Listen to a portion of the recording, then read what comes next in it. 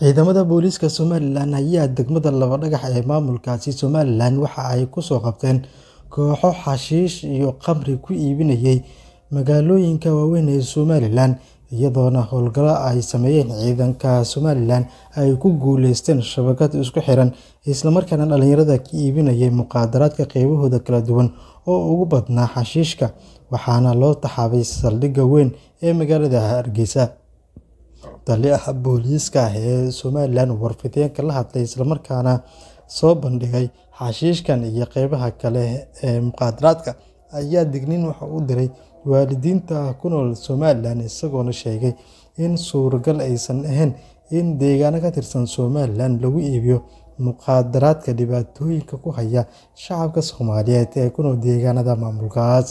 Waxaana sidoo kale digniin adag u diray dadka iibiya, waxaana sidoo kale uu tilmaamay dadka la soo qabtay in garsoorku ay horgeyn doonaan. Xashiishkan iyo taleefanno la soo dhacay ayay warbaahinta u soo bandhigeen, iyadoona la sheegay in xashiishkan lagu dhex qariyay suulida dhexdeeda, isla markaana halkaas looga soo saari jiray qofka laga iibinayo. Waa arrin ugub ku ah deegaanada Soomaalida, iyadoona booliisku ay sheegeen in tallaabo adag laga qaadi doono qof waliba oo lug ku lahaada iibinta iyo cabista xashiishka iyo mukhaadaraadka qaybihiisa kale. Waxaana dhowaan garsoorka Somalilan ay sheegeen in deegaano ka tirsan Somalilan ay jiraan dad ku iibiya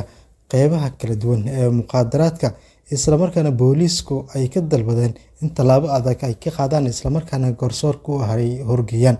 Intaas kadib, booliiska ayaa sharciga la filayaa inay horgeeyaan dadkan ay ku soo qabteen. Dhanka kalena, maamulka Jubbaland ciidamo ka tirsan ayaa lagu soo bandhigay deegaanka Reeskabuuni ee gobolka Jubbada Hoose, iyagoona doonyo kaga baxay magaalada Kismaayo ee xarunta ku meel gaar ku ah maamulka Jubbaland. Ciidamadan ayaa waxay isku soo dhiibeen ciidamada xoogga dalka Soomaaliyeed ee ku sugan magaalada Badhaadhe ee gobolka Jubbada Hoose, waxayna wateen ilaa 4 doonood oo ah nooca dheereeya, isla markaana ay ka qaateen magaalada Kismaayo ee gobolka Jubbada Hoose, iyadoona si aad ah loogu soo dhaweeyay magaalada Badhaadhe ee gobolka Jubbada Hoose. Xasan Ciraaq oo ah taliyaha ciidamadaasi la hadlay isla markaana ku soo dhaweeyay Badhaadhe, waxa uu sheegay in dowladda Soomaaliya ay ka go'an tahay in la qalabeeyo isla markaana la sharciyeeyo ciidamada. Waxaana sidoo kale uu tilmaamay in ciidamadan ay ka mid noqon doonaan ciidamada xoogga dalka Soomaaliyeed, isla markaana xuquuq ay yeelan doonaan. Ciidamada kale ee ku sugan deegaanada Jubbaland ayaa waxa uu baaqay in ay tagaan deegaanada dowladdu ciidamadeeda ay ku sugan yihiin, isla markaana waqtiga lagu aruurinayo ciidamada Jubbaland ee la filayo in tababar loogu furo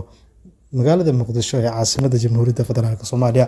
Maamulka Jubbaland oo is soo dhiibista ciidamadan ka hadlay ayaa waxa ay beeniyeen arrinkaas, iyagoona sheegay in ciidamadaas ay ahaayeen kuwa horey kaga tirsanaa ciidamada xoogga dalka Soomaaliyeed.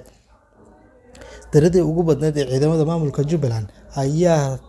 toddobaad gudihiisa isku soo dhiibay ciidamada dowladda Federaalka Soomaaliya ee ku sugan magaalada Reeskabuuni ee gobolka Jubbada Hoose.